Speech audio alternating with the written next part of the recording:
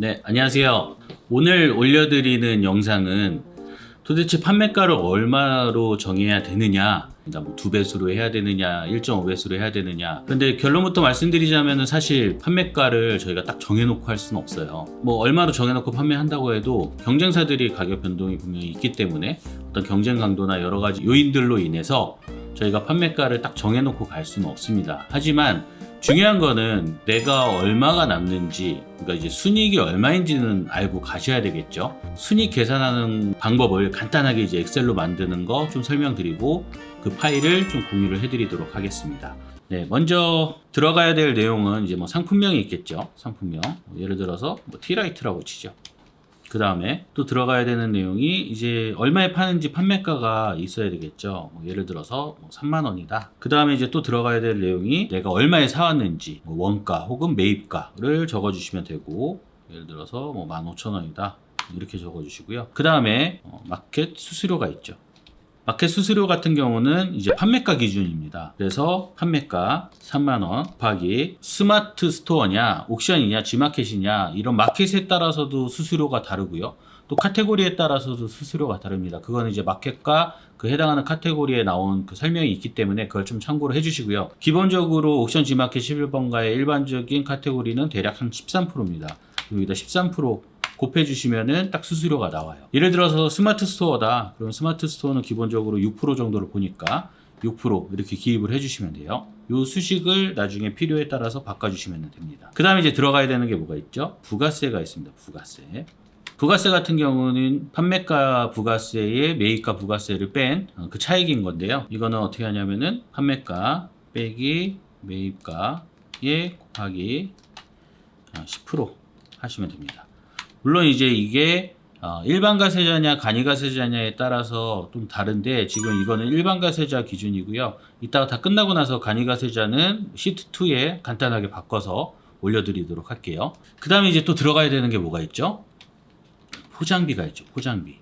포장비는 뭐 이거 하나 포장할 때 들어가는 비용인데, 물론 이제 고객이 하나만 주문하는 건 아니겠죠. 2개, 3개 뭐 이렇게 주문할 수도 있습니다. 보통은 박스 하나에 하나 혹은 2개, 3개 이렇게 같이 포장이 되기 때문에 좀 계산하는 게 그렇게 디테일하게까지 보면은 좀 복잡해질 수가 있어요. 그래서 그냥 가장 기본적으로 하나 기준으로 하시면 될 것 같아요.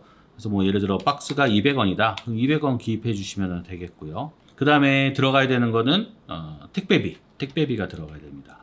이 택배비는 뭐냐면은, 제가 예를 들어서 고객한테 택배비를 3,000원을 받고 내가 3,000원을 택배사에다 지불을 한다. 그러면 여기는 그냥 0원을 넣으면 돼요. 저는 그냥 여기에서 고객한테 무료 배송으로 하고 제가 택배사에 2,700원을 내는 기준으로 한번 만들어 볼게요. 기본적인 거는 한 이 정도 들어가면 될 것 같습니다. 이제 순위익 계산하는 게 간단하게 나오죠. 판매가에서 빼기 매입가, 그 다음에 또 마켓 수수료도 빼줘야 되고, 부가세 빼줘야 되고, 포장비 빼줘야 되고, 택배비. 그러면은 이제 순이익이 나오는 거예요. 그러니까 15,000원짜리를 제가 사와서 3만원에 무료 배송으로 판매했을 때에 대략 순이익이 이 정도 나온다라고 계산을 하시면은 될 것 같습니다. 근데 이제 이 표를 또 언제 쓰느냐? 예를 들어서 제가 이거 한번 쭉 내려볼게요.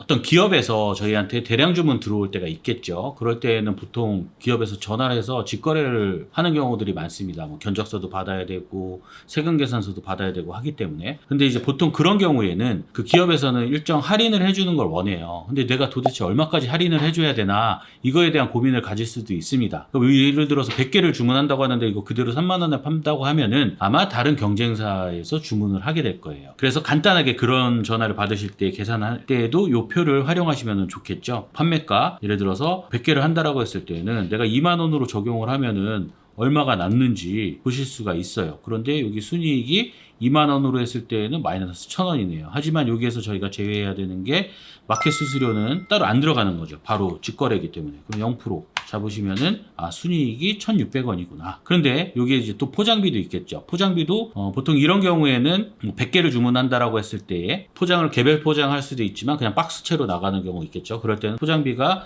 별도로 들어가지 않을 테니까 뭐 0원으로 하셔도 될 것 같고, 그 다음에 택배비 같은 경우도 이거는 이제 하나하나 2,700원인데 100개 주문하는 경우에는 저희가 뭐 퀵으로 보내거나 그런 경우들이 많이 발생을 할 거예요. 뭐 예를 들어서 퀵으로 보내는데 5만 원이다. 그럼 하나당 500원 정도 이제 배송비가 들어가는 거겠죠. 그럴 때는 이제 배송비를 500원 이렇게 적어주시면은 이렇게 100개를 주문했을 때 내가 2만 원 정도의 판매를 하면은 하나당 4,000원. 그래서 100개는 한 40만 원 정도 순이익이 나오겠다. 이렇게 계산을 좀 빠르게 할 수 있겠죠. 자, 요게 이제 일반 과세자 기준으로 만든 거고요. 이걸 이제 그대로 복사를 하셔가지고 시트 2에다 붙여놓고 이제 간이과세자 것도 한번 만들어 볼게요. 간이과세자. 일때는 다른 거는 수정할 거 없습니다. 딱 부가세 부분만 수정하시면 돼요. 부가세 수식에 앞뒤로 가로 한 번씩 더 넣어주시고 곱하기 10% 해주시면 돼요. 그러면은 간이과세자의 부가세는 이렇게 됩니다. 똑같은 조건일 때 일반 과세자 순이익과 간이과세자 순이익의 차이는 있겠죠. 그래서 이 내용을 좀 참고로 하셔서 좀 빠르게 계산을 하시면은 좋을 것 같고, 내가 경쟁사랑 비교를 했을 때 얼마 정도의 좀 가격을 유지를 하는 게 좋은지 그것도 이 좀 표로 판단을 하시면 좋을 것 같습니다. 우선은 이 정도 수준에서 만들어서 좀 활용을 해 보시고요. 이렇게 운영을 하시다 보면은 여기에서 이제 좀 더 추가해야 되는 거 세부적인 항목들이 또 떠오르실 거예요. 그럴 때는 여기 표에 더 덧붙여서 하시면 될 것 같습니다. 네, 오늘 영상은 여기까지이고요. 저는 또 다음 영상에 찾아뵙도록 하겠습니다. 감사합니다.